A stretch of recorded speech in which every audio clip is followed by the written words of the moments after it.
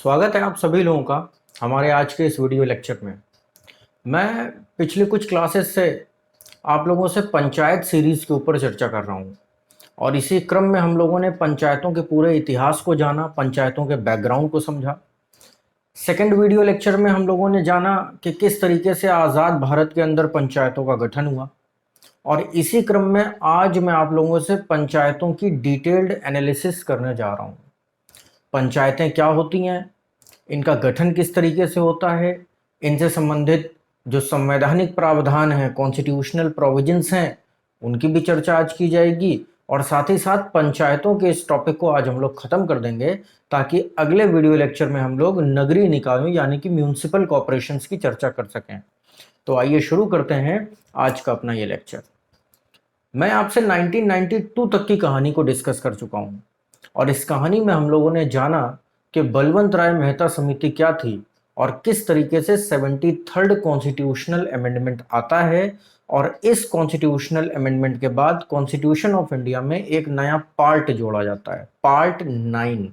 और पार्ट 9 में केवल एक ही आर्टिकल को खर्च किया जाता है 243 और इसी आर्टिकल को ब्रेक डाउन करके 243 ए टू पी यहां तक हम लोग पढ़ते हैं। पी में म्यूनिसिपल कॉरपोरेशन शुरू हो जाते हैं, इसलिए ए टू ओ हम लोग पंचायतों के संबंध में पढ़ते हैं। तो सबसे पहले यहां पे आपको ये चीजें क्लियर होनी चाहिए कि जिस 3 टियर सिस्टम की हम लोग बात करते हैं वो 3 टियर सिस्टम आखिर होता क्या है। तो फर्ज कीजिए कि आप किसी शहर में रहते हैं, किसी नगर में रहते हैं, तो शहरों के कुछ नाम हैं। जैसे मैं ये वीडियो यहाँ कानपुर से शूट कर रहा हूँ, तो कुछ लोग कानपुर को कानपुर नगर कहते हैं, कुछ लोग कानपुर को कानपुर महानगर कहते हैं, कुछ लोग कानपुर को जिला कहते हैं, सरकार कानपुर को मेट्रो सिटी भी कहती है। जब आप कोई सरकारी नौकरी का फॉर्म भरते हैं और वहां पे जब आपको अपना रेसिडेंट डालना होता है तो कानपुर अर्बन कुछ बच्चे भरते हैं, कुछ बच्चे कानपुर रूरल भरते हैं। तो ये आखिर होता क्या है, तो इसको आप इस तरीके से समझ सकते हैं कि कोई भी जो जिला है उस जिले को हम लोग 2 भागों में डिवाइड करते हैं। एक पार्ट वो जहां पे शहरी आबादी रहती है और दूसरा पार्ट वो जहां पे ग्रामीण आबादी रहती है। तो मैं जिस लोकल गवर्नेंस की आपसे बात कर रहा हूं, यानी कि जिस जिले की सरकार की आपसे बात कर रहा हूं, वो शहरी क्षेत्रों में नगरीय निकाय कहलाती है, म्यूनिसिपल कॉरपोरेशन कहलाती है और ग्रामीण क्षेत्रों में पंचायत कहलाती है। यहाँ पे ग्रामीण क्षेत्रों की पहचान करना राज्य सरकार का काम है। इसकी पूरी कहानी आप लोग जानते हैं क्योंकि जो पंचायत है वो स्टेट लिस्ट का सब्जेक्ट है और जो शहरी क्षेत्र हैं उनकी भी पहचान करना यहाँ पे स्टेट गवर्नमेंट का काम होता है। दोनों का क्लासिफिकेशन कर देने के बाद में हम लोग गांव में एंट्री करते हैं और ये माना जाता है कि समाज की सबसे छोटी इकाई जो है, the smallest unit of the society is the village. और व्हाट इज विलेज, तो जो रूरल एरिया है उस रूरल एरिया में पॉपुलेशन के जो छोटे छोटे से क्लब्स हैं, छोटे छोटे से जो परिवार हैं, ऐसे कई सारे परिवारों को जब हम लोग आपस में मिला देते हैं तो एक बड़ी यूनिट बनती है, एक बड़ी इकाई बनती है। इट इज कॉल्ड विलेज, गांव। गांव की आबादी कुछ 100 भी हो सकती है और गांव की आबादी कुछ हजार भी हो सकती है, लेकिन हजार के ऊपर नहीं। ऐसा नहीं होगा कि एक गांव की आबादी 70,000 या 80,000 हो जाए, नहीं। इसके लिए जो प्रावधान है, जो कानूनी प्रावधान है, वो हम लोग उत्तर प्रदेश पंचायती राज अधिनियम में अलग से भी पढ़ लेंगे। तो आपने क्या समझा कि जो समाज की सबसे छोटी इकाई है वो है गांव। तो इस गांव के स्तर पर सबसे पहली पंचायत होगी जिसको हम लोग ग्राम पंचायत कहेंगे। ग्राम पंचायत 2 भागों से मिलकर के बनेगी। सबसे पहले एक ग्राम पंचायत का हेड होगा, मुखिया होगा, जिसको ग्राम प्रधान कहा जाएगा या मुखिया कहा जाएगा या सरपंच कहा जाएगा या अलग अलग राज्यों में अलग अलग नामों से भी जाना जाता है वहां के रीजनल लैंग्वेजेस के अकॉर्डिंग। इसके बाद इस ग्राम प्रधान की अपनी एक काउंसिल होगी जिसको मेंबर कहा जाएगा, सदस्य कहा जाएगा। सदस्यों की जो संख्या है वो गांव की आबादी पर निर्भर होगी। तो ग्राम पंचायतों के गठन में ये दोनों लोग शामिल किए जाएंगे, जिसमें ग्राम प्रधान होगा, यानी कि जो सरपंच है वो होगा, और इस सरपंच की अपनी एक छोटी सी काउंसिल होगी, और इस काउंसिल के जो मेंबर्स हैं वो गांव की आबादी के अनुसार डिसाइड किए जाएंगे। अब ये सारे मेंबर्स और ग्राम प्रधान जो हैं ये प्रत्यक्ष निर्वाचन के द्वारा, डायरेक्ट इलेक्शन के द्वारा जनता से चुने जाएंगे। इस प्रकार से ग्राम पंचायतों का गठन हो जाएगा। ग्राम पंचायतों के गठन के बाद अलग अलग गांवों में अलग अलग ग्राम पंचायतें तो होंगी, लेकिन कई बार ऐसा देखा जाता है कि गांवों की आबादी बहुत कम है। 300-400 किसी गांव की आबादी है, या 1000 तक भी किसी गांव की आबादी है। तो अगर आबादी बहुत कम है, पॉपुलेशन बहुत कम है, तो सरकार बहुत सारे संसाधन नहीं खर्च करेगी एक ग्राम सभा के ऊपर, और सरकार क्या करेगी, 2 से 3 गांवों को आपस में क्लब कर देगी, और क्लब कर देने के बाद एक ग्राम पंचायत बनाई जाएगी। तो कई सारे ऐसे विद्यार्थी भी होंगे आप लोगों में से जिनके गांव की पंचायत किसी दूसरे गांव में होगी। तो उसका रीजन बस यही होता है कि गांव की आबादी बहुत कम है, जिसकी वजह से 2-3 गांवों को क्लब करके एक पंचायत बना दी गई है। गांव के स्तर पर जितने भी मामले होंगे वो इसी ग्राम पंचायत के द्वारा निपटाए जाएंगे। गांव के स्तर पर जितने भी कानूनों को लागू करवाना है, उन कानूनों को लागू करवाने की जिम्मेदारी भी इसी ग्राम पंचायत की होगी। और साथ ही साथ गांव के स्तर पर जो भी टैक्स कलेक्शन करना है, जो भी रेवेन्यू कलेक्शन करना है, उस कलेक्शन की रिस्पॉन्सिबिलिटी भी इसी ग्राम पंचायत की होगी। साथ ही साथ इस ग्राम पंचायत की यह भी रिस्पॉन्सिबिलिटी होगी, जिम्मेदारी होगी कि गांव के स्तर पर, स्थानीय स्तर पर लोगों की समस्याओं को भी सुलझाया जाए। कैसी समस्याएं? ऐसी समस्याएं जिन पर कोई एफआईआर दर्ज ना करी गई हो, या जिन पर कोई सिविल सूट ना किया गया हो, अर्थात मामला कोर्ट कचहरी तक अगर नहीं पहुंचा है, पुलिस प्रशासन तक नहीं पहुंचा है, और कोई व्यक्ति चाहता है कि उसके विवाद को पंचायत के द्वारा सुलझा दिया जाए, तो यस, ये काम भी पंचायत करेगी। लेकिन गांव के स्तर पर अगर किसी व्यक्ति को पंचायत से शिकायत है, या पंचायत उस व्यक्ति की समस्या का समाधान ठीक तरीके से नहीं कर पा रही है, तो क्या पंचायत से बड़ी भी कोई संस्था होती है जो ऐसी स्थिति में एक्टिव हो जाएगी? तो यस, यहां पर अब सेकंड टीयर ऑफ पंचायत आता है, और इस सेकंड टीयर को हम लोग नगर पंचायत या ब्लॉक पंचायत कहते हैं, या कहीं कहीं पर इसको क्षेत्रीय पंचायत भी कहते हैं, या इसको सेकेंडरी पंचायत या इंटरमीडिएट पंचायत भी कहा जाता है। कई सारे गांवों को जब क्लब कर दिया जाएगा, तो क्लब करने के बाद एक बड़ी पंचायत बनेगी, और इस पंचायत को ब्लॉक पंचायत कहा जाएगा। तो एक ब्लॉक पंचायत के अंदर कई गांव आ सकते हैं। अगर छोटा ब्लॉक है तो 1 दर्जन या आधा दर्जन गांव भी आ सकते हैं। अगर बड़ा ब्लॉक है तो 2 से 3 दर्जन गांव भी एक ब्लॉक पंचायत के अंतर्गत रखे जा सकते हैं। अब ब्लॉक पंचायत की संरचना भी 2 प्रकार से मिलकर के बनेगी। पहले एक व्यक्ति ब्लॉक का हेड होगा, जिसको ब्लॉक प्रमुख कहा जाएगा, या क्षेत्र पंचायत प्रमुख कहा जाएगा, या क्षेत्र पंचायत का प्रधान कहा जाएगा। और फिर उसकी अपनी एक काउंसिल होगी, और इस काउंसिल में होंगे मेंबर्स। मेंबर्स की जो संख्या है वो ब्लॉक की आबादी पर डिपेंड करेगी। ठीक उसी तरीके से जिस तरीके से ग्राम पंचायत के सदस्यों की संख्या गांव की आबादी पर डिपेंड करती थी, तो इस तरीके से यहां पर ब्लॉक हो जाएगा। तो ब्लॉक छोटा या बड़ा पॉपुलेशन के साइज के अकॉर्डिंग होता है, और यहां पर अगर किसी व्यक्ति को कोई समस्या है पंचायत से, तो वो ब्लॉक में शिकायत कर सकता है। ब्लॉक के मेंबर से शिकायत कर सकता है, या ब्लॉक प्रमुख से सीधे तौर पर भी शिकायत कर सकता है। यह आपका संवैधानिक अधिकार भी है, और साथ ही साथ लोकतांत्रिक अधिकार भी है।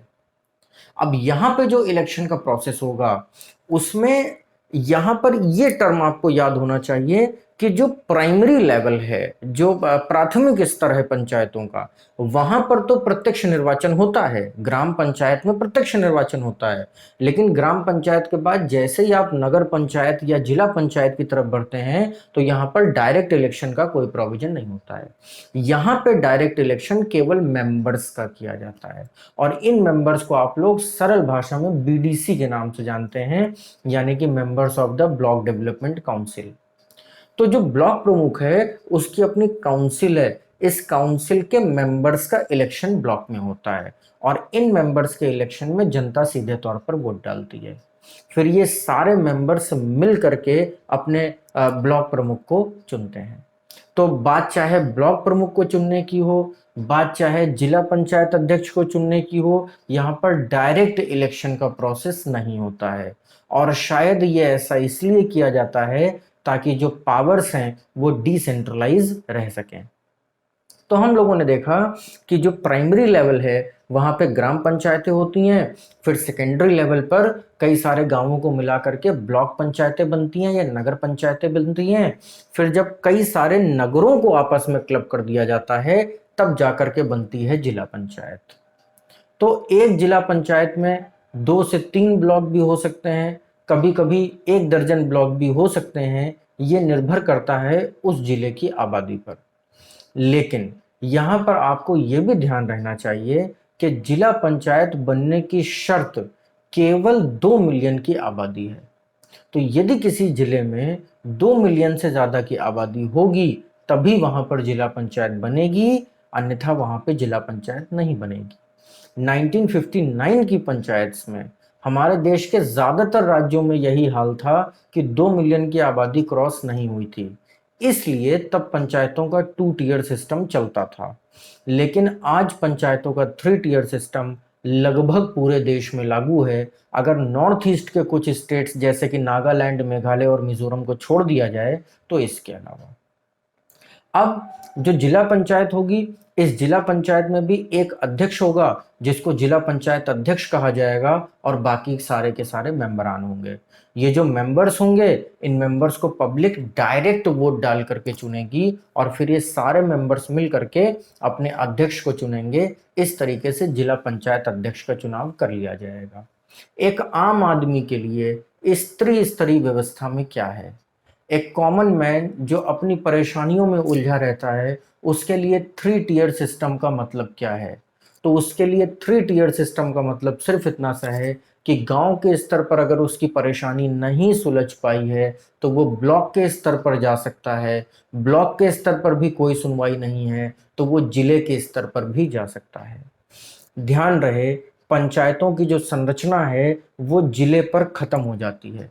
जिले के बाद कोई राज्य पंचायत जैसी चीज नहीं होती है, कोई राष्ट्र पंचायत जैसी चीज भी नहीं होती है। इसीलिए हम लोग इसे स्थानीय सरकार कहते हैं, लोकल गवर्नेंस कहते हैं, जो कि जिले के स्तर पर ही कार्य करती है।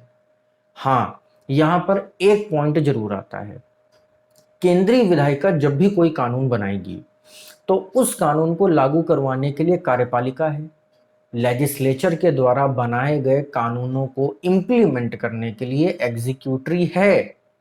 इसी तरीके से स्टेट लेजिस्लेचर के लॉज को इंप्लीमेंटेशन के लिए स्टेट एग्जीक्यूटरी होती है। तो क्या लोकल गवर्नेंस जो भी कानून बनाएगी उसको भी इंप्लीमेंट कराने के लिए कोई लेजिस्लेचर होती है? तो नहीं, जिले के स्तर पर या लोकल गवर्नेंस के स्तर पर कोई एग्जीक्यूटिव नहीं होती है, बल्कि यहाँ पर यह काम प्रशासनिक अफसरों के द्वारा किया जाता है। जैसे गांव के स्तर पर यह काम करने की जिम्मेदारी वीडीओ की होती है, जिसे आप विलेज डेवलपमेंट ऑफिसर के नाम से जानते हैं। इसी तरीके से ब्लॉक के स्तर पर यह काम करने की जिम्मेदारी बीडीओ की होती है, जिसे आप ब्लॉक डेवलपमेंट ऑफिसर के नाम से जानते हैं। और इसी तरीके से जिले के स्तर पर यह कानून लागू करवाने की जिम्मेदारी सीडीओ की होती है, जिसे आप चीफ डेवलपमेंट ऑफिसर के नाम से जानते हैं। और ये स्थानीय सरकार का सबसे बड़ा अफसर होता है। जिस तरीके से नगरीय क्षेत्रों में डीएम की एक हैसियत, एक दर्जा है, उसी प्रकार से सीडीओ, जो कि डेवलपमेंट के कामों की पूरी देखरेख करता है, लोकल गवर्नेंस का हेड होता है, एग्जीक्यूटिव का, ये आपको याद होना चाहिए। अब प्रश्न ये उठता है कि हमने लोकल गवर्नेंस को तो अच्छी तरीके से समझ लिया, और साथ ही साथ हम लोगों ने ये भी समझ लिया कि संसद से लेकर के और आपके गांव तक सरकार होती है। यानी कि दिल्ली में रायसीना की पहाड़ियों से लेकर के और आपके गांव तक रिप्रेजेंटेशन है। तो यहां पर कहीं भी सेंट्रलाइजेशन तो आपको नहीं दिखता, केंद्रीकरण आपको नहीं दिखता। तो ये जो जबरदस्त विकेंद्रीकरण की व्यवस्था है, ये व्यवस्था केवल भारत जैसे महान देश में हो सकती है, जहां पे गांव के स्तर तक जनता का प्रतिनिधि उसका प्रतिनिधित्व करने के लिए बैठा है। तो प्रश्न ये उठता है कि क्या ये पंचायतें गांव के लिए या जिले के लिए या ब्लॉक के लिए कानून बना सकती हैं? यस, सरकार का मतलब ही होता है कानून बनाने वाली संस्था। तो जी हां, पंचायतें कानून बना सकती हैं।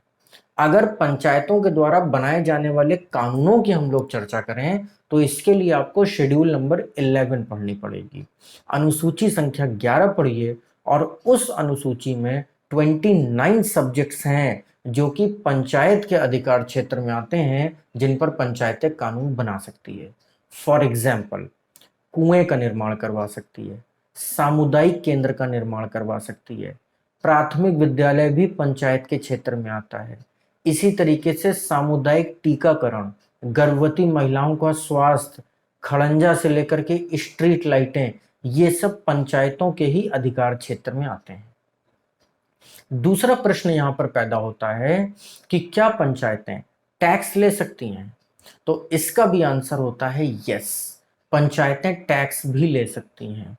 जो कानून बना सकता है वो टैक्स भी ले सकता है, क्योंकि कानून आपकी फैसिलिटी के लिए बनाया गया है, और जब आपको फैसिलिटीज दी जाएंगी तो आपसे टैक्स की भी अपेक्षा की जाएगी, क्योंकि टैक्स के ही दम पर, टैक्स की ही वजह से रूरल डेवलपमेंट्स होते हैं।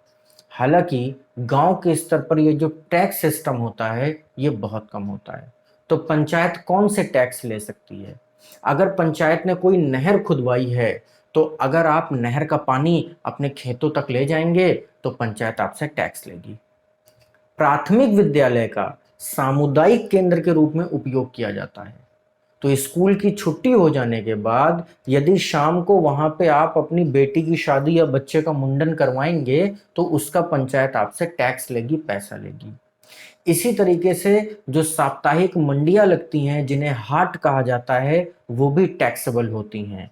मेलों पर भी टैक्स लिया जाता है। तो ये सारे टैक्स पंचायत के अधिकार क्षेत्र में आते हैं। डिसीजन कौन लेगा कि पंचायत कौन से टैक्स का अधिकारी होगी? तो it will be decided by the state legislature. राज्य विधानसभा के द्वारा या राज्य विधायिका के द्वारा यह निर्णय लिया जाएगा। इसके बाद ये प्रश्न उठता है कि क्या पंचायतें न्याय भी कर सकती हैं? आप लोगों ने पंचायतों का लेजिस्लेचर रोल देखा, आपने पंचायतों का एग्जीक्यूटिव रोल देखा, आप लोगों ने पंचायतों का फाइनेंशियल रोल भी देखा। तो क्या पंचायतें जुडिशियल काम भी कर सकती हैं? Now the answer is no, पंचायतें जुडिशियल काम नहीं कर सकती हैं। अगर आपको ऐसा लगता है कि पंचायतें न्याय करती हैं, तो अभी मैंने अपने लेक्चर में आपको ये चीज़ क्लियर करी कि पंचायत केवल उन्हीं मामलों का निपटारा कर सकती है जिन पर कोई एफआईआर दर्ज ना हुई हो, और ना ही जिन पर कोई क्रिमिनल सूट ना हुआ हो।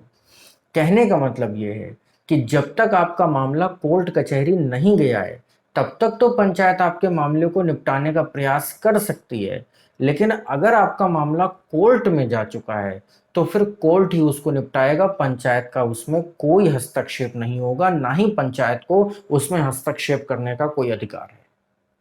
तो पंचायतें न्याय नहीं करती हैं। लेकिन हमारे देश में दो ऐसे राज्य हैं जहां पर पंचायतों के 4 टियर सिस्टम है। इनमें पहला राज्य है बंगाल और दूसरा राज्य है बिहार। 4 टियर सिस्टम का मतलब है कि यहाँ पे पंचायतों को जुडिशियल वर्क करने का भी अधिकार है, अर्थात यहाँ पर न्याय पंचायतें भी होती हैं। तो पहला राज्य भारत का बंगाल था, जहाँ पर न्याय पंचायत होती है, और दूसरा राज्य हाल ही में बिहार बन गया है, जहाँ पर पंचायतों को न्याय करने का अधिकार है। लेकिन ध्यान रहे, जब भी किसी पंचायत को न्याय करने का अधिकार दिया जाएगा तो इसका मतलब ये कतई नहीं होता कि पंचायत किसी को फांसी पर चढ़ा सकती है या पंचायत किसी को जेल में डाल सकती है। इसका मतलब ये होता है कि आईपीसी और सीआरपीसी की 15 छोटी छोटी धाराएं जिनकी वजह से कोर्ट कचहरी को, जज को और पुलिस को बहुत परेशान होना पड़ता है, ऐसी धाराओं का जब भी कोई मामला होगा तो वो पंचायत निपटा देगी। क्यों किया गया? क्योंकि बंगाल और बिहार दोनों ही बड़ी आबादी वाले राज्य हैं। बंगाल में एडमिनिस्ट्रेशन प्रॉब्लम है, कलकत्ता से लेकर जलपाईगुड़ी तक 1400 किलोमीटर लंबा रास्ता है, तो वहां पर पुलिस प्रशासन फेल हो जाता है। बंगाल में ये रीजन है। और बिहार विधानसभा ने वर्ष 2017 और 18 में ये प्रोविजन इसलिए लेकर के आए क्योंकि बिहार में अक्सर एडमिनिस्ट्रेटिव फेल्योर की घटनाएं आप सुनते रहते हैं। तो न्याय पंचायतों से रिलेटेड ये 2 पॉइंट आपको याद रखने चाहिए। इसके बाद अगर किसी पंचायत को राज्य सरकार ने न्याय करने का अधिकार नहीं दिया, उसके बाद भी वो पंचायत न्याय करती है, किसी को कोड़े मारती है, किसी को जेल में डाल देती है, किसी को फांसी लगा देती है, किसी को पत्थर मार मार के मार डालती है, तो फिर ऐसी पंचायत को क्या कहते हैं? ऐसी पंचायत को खाप पंचायत कहा जाता है। और खाप पंचायत आज की हेल्दी सोसाइटी के लिए बहुत घातक हैं। खाप पंचायतें नॉर्दर्न राजस्थान, साउदर्न हरियाणा, दिल्ली के एक्सटीरियर, साथ ही साथ पंजाब के कुछ क्षेत्रों में आज भी एक्टिव हैं। खाप पंचायतें एक तरीके के आपसी सहमति, कोऑर्डिनेशन और एक लोक परंपरा पर आधारित होती हैं। और ध्यान रहे, मैं बार बार अपनी ऑफलाइन क्लासेस में ये बात भी समझाता रहता हूं कि सहमति से यदि अपराध भी हो रहा है तो लोकतंत्र में वो जायज़ है, क्योंकि जो डेमोक्रेसी है वो सहमति पर आधारित होती है। तो ये जो खाप पंचायतें हमारे देश में आज़ादी के पहले से काम कर रही हैं, आज़ादी के बाद भी काम कर रही हैं, ये सिर्फ और सिर्फ सहमति से काम कर रही हैं। हालांकि सुप्रीम कोर्ट के 2016 के डिसीजन में ये चीज़ क्लियर हुई थी कि केंद्र सरकार को वर्ष 2022 तक कुछ भी करके इन खाप पंचायतों को खत्म कर दिया जाना चाहिए। खैर, तो ये तो हो गई पंचायतों की पूरी कहानी और इसका पूरा का पूरा एनालिसिस। अब बात आती है कि जो आर्टिकल 243 ऐड किया गया पार्ट नंबर 9 में, तो उसके अंदर 243 ए से लेकर के ओ तक ये जो 16 आर्टिकल्स जोड़े गए, क्या ये 16 के 16 आपके लिए पढ़ने के लिए आवश्यक हैं? तो नहीं, ये 16 आपको पढ़ने के लिए आवश्यक नहीं है। हालांकि इन पूरे 16 आर्टिकल्स की जो समरी है वो मैंने अभी आपको समझा दी, लेकिन फिर भी कुछ मेजर 8-10 आर्टिकल जो आपको पढ़ने होते हैं तो उनमें आप एक एक करके पढ़ना शुरू कर दीजिए। आप चाहें तो कॉपी पेन लेकर के नोट्स बना सकते हैं। पहला आर्टिकल जो आपको इसमें इंपॉर्टेंट जो पढ़ना होता है वो होता है 243C, थर्ड इसका आर्टिकल। 243C जो है, इसमें कंपोजिशन ऑफ पंचायत की बात करी जाती है कि पंचायतों का गठन जो है वो किस प्रकार से किया जाएगा। पंचायतों के गठन की जो पूरी प्रक्रिया है ये मैंने अभी आपको समझा दी। हालांकि इसकी जो पूरी विशिष्ट जानकारी है वो उत्तर प्रदेश के संदर्भ में आप आगे पढ़ेंगे जब मैं आपको उत्तर प्रदेश पंचायती राज एक्ट पढ़ाऊंगा। तो 243C आपको याद रखना है, कॉम्पोजिशन ऑफ पंचायत से रिलेटेड। इसी तरीके से अगला आर्टिकल आपको याद रखना होता है डी, 243D, जिसमें रिजर्वेशन की बात करी गई है। और ये आर्टिकल बहुत इंपॉर्टेंट होता है, ये सिविल सेवाओं की परीक्षाओं में कई बार पूछा जा चुका है कि पंचायतों में आरक्षण क्या है। तो ध्यान रहे, जिस तरीके से कॉन्स्टिट्यूशन ऑफ इंडिया में 331, 32, 33, 34 रिजर्वेशन की बात करते हैं SC STs के लिए और एंग्लो इंडियंस के लिए, उसी तरीके से पंचायतों में भी 243D रिजर्वेशन की बात करता है। तो पंचायतों में दो तरीके का रिजर्वेशन है, एक रिजर्वेशन तो SC ST का है और दूसरा रिजर्वेशन जो है ये महिलाओं का है। SC ST का रिजर्वेशन हमेशा उनकी आबादी के अनुपात में होगा। ये बात आप संविधान में भी पढ़ते हैं और ये बात पंचायतों पर भी लागू होती है। तो SC ST का जहां पर जैसा रिप्रेजेंटेशन होगा उसके अकॉर्डिंग स्टेट गवर्नमेंट तय करेगी कि रिजर्वेशन कितना होना चाहिए। लेकिन जो महिलाओं का रिजर्वेशन है वो स्पष्ट रूप से 243D के अंदर लिखा हुआ है 1/3, 33%। तो पंचायतों में महिलाओं का आरक्षण कितना हो गया? 33% हो गया। अगला इंपॉर्टेंट पॉइंट ये आपको याद रखना चाहिए। इसके बाद नंबर आता है 243E। अगला आर्टिकल जो आपको याद रखना है वो है 243E। ई में बात करी गई है ड्यूरेशन की, पंचायतों का कार्यकाल कितना होगा। तो पंचायतों का कार्यकाल 5 वर्ष का होगा, जैसा कि आप लोगों को पता ही होगा। लेकिन यहां से रिलेटेड एक क्वेश्चन आपसे जो पूछा जाता है वो ये होता है कि यदि अपने कार्यकाल से पहले पंचायत भंग हो गई तब क्या होगा। तो अगर पंचायत अपना टर्म, अपना ड्यूरेशन पूरा नहीं कर पाई थी और पहले ही उसको किसी कारण से डिसॉल्व कर दिया गया, तो with in the time period of 6 months, 6 महीनों के अंदर अंदर नई पंचायत के लिए इलेक्शंस हो जाने चाहिए। तो ये आपको ई में याद रखना है। इसके बाद नंबर आता है 243F का। ध्यान रहे 243F is the one of the most important article of the panchayats, because in this article there is a process of the disqualification of the members।